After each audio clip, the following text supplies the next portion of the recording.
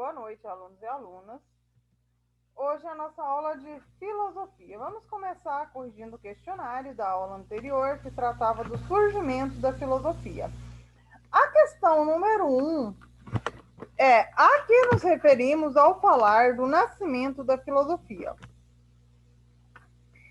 Ao falarmos do nascimento da filosofia, poderíamos querer estabelecer não só as condições materiais que permitiram que ela ocorresse, mas também da estrutura cultural que serviria de base para tal episódio. Então, a resposta correta é a letra A. Número 1, letra A. Número 2, como surge a filosofia? No entanto, a filosofia surge como cosmologia. Logos é razão, palavra, discurso, contar, calcular. Ou seja, a compreensão de que o mundo é, sim, organizado. Mas os fundamentos de suas explicações não são meramente seres antropomórficos, mas conceitos de nossa própria racionalidade. E então, número 2, letra A. E número 3, por que motivo surge a filosofia? A filosofia surge para substituir o modelo mitológico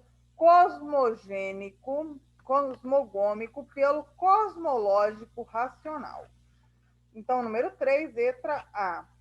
Na nossa aula de hoje, nós trataremos de um assunto que é dando seguimento ao surgimento da sociologia, que é compreender a relação entre o surgimento das cidades-estado e a filosofia. A cidade-estado grega é chamada de polis. A polis grega eram as cidades-estados da Grécia Antiga, as quais foram fundamentais para o desenvolvimento da cultura grega no final do período homérico, período arcaico e período clássico. Sem dúvida, Atenas e Esparta merecem destaque como as cidades gregas polis mais importantes do mundo grego. O termo polis, em grego, significa cidade.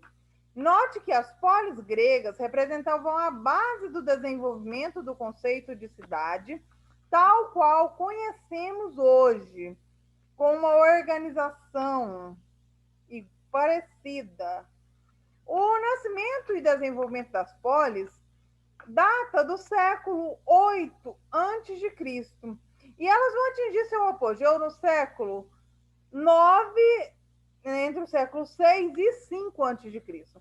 Anteriormente, as pessoas se reuniam em pequenas aldeias, comunidades gentílicas agrícolas, que eram chamadas de genos, com as terras de uso coletivo, as quais floresceram durante o período homérico. A expansão demográfica, que é o crescimento do número de pessoas e do comércio, foram as principais causas para o surgimento da polis, que incluía o campo e a cidade. A polis era o centro. Foram, portanto, essenciais para fortalecer a organização dos membros da sociedade grega. A polis era controlada por uma oligarquia aristocrática e possuía uma organização própria, portanto, ela era independente social, política e economicamente. A organização social da polis era constituída basicamente por homens livres, os cidadãos gregos, nascidos na polis, mulheres, estrangeiros, que são chamados de metecos, e escravos. Sendo assim, em Atenas, os denominados eupátridas ou bem-nascidos pertenciam à pequena classe dominante, que detinham as maiores terras, sendo responsáveis por administrar a política da polis. Ou seja, a política ela era exercida por aqueles que pertenciam à classe social dominante. Depois deles estavam os georgoi, agricultores, proprietários de terra.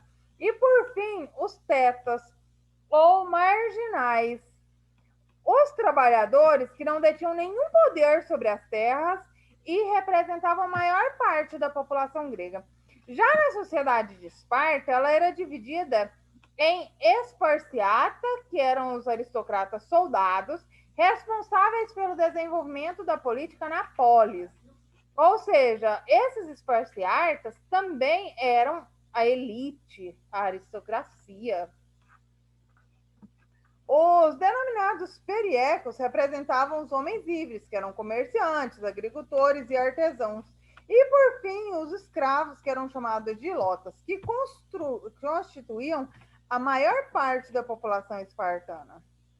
As polis gregas elas eram divididas em duas partes, a Asta, que era a zona urbana, e a Cora, que é a zona rural, sendo formadas por casas, ruas, muralhas e espaços públicos. Como espaços públicos, podemos destacar a Acrópole, que é o ponto mais alto da cidade, formada por palácios e templos dedicados aos deuses. E a Ágora, que é a praça principal onde ocorriam as feiras e diversos atos públicos, como as manifestações cívicas e religiosas.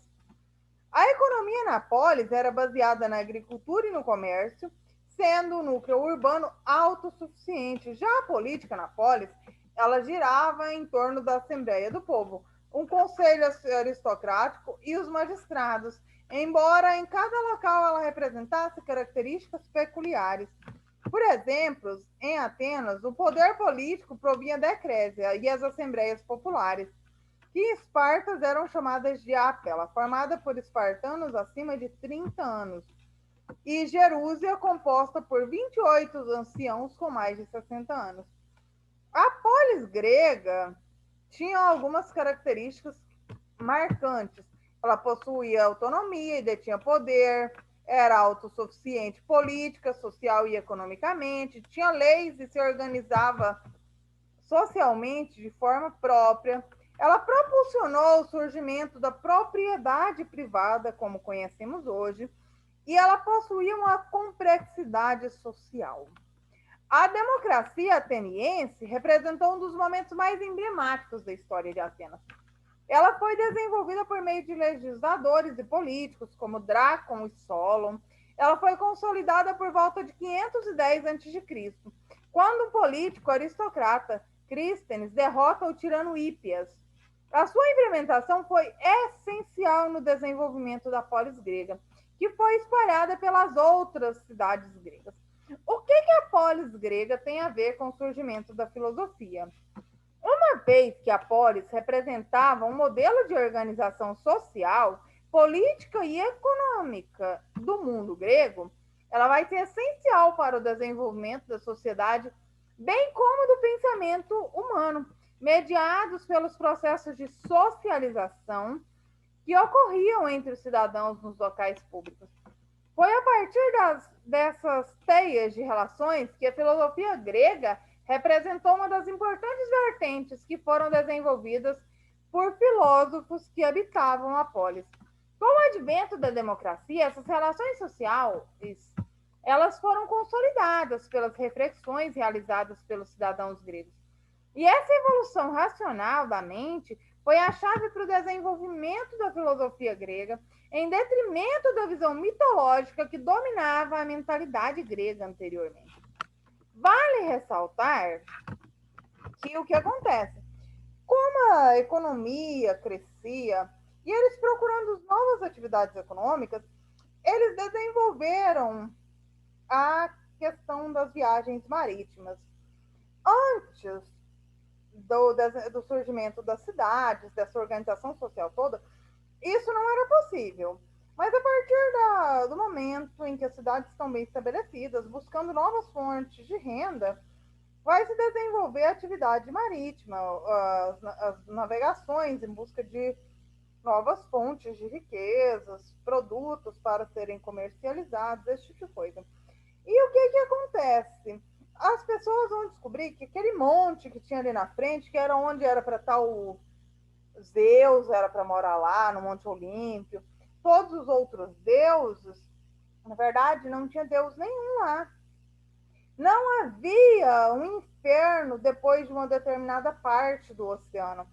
Então, eles começaram a perceber que existiam muitos mitos e que o conhecimento ele poderia ser racionalizado. A filosofia surge como uma forma de racionalização do conhecimento. Ela vai derrubar muitos mitos.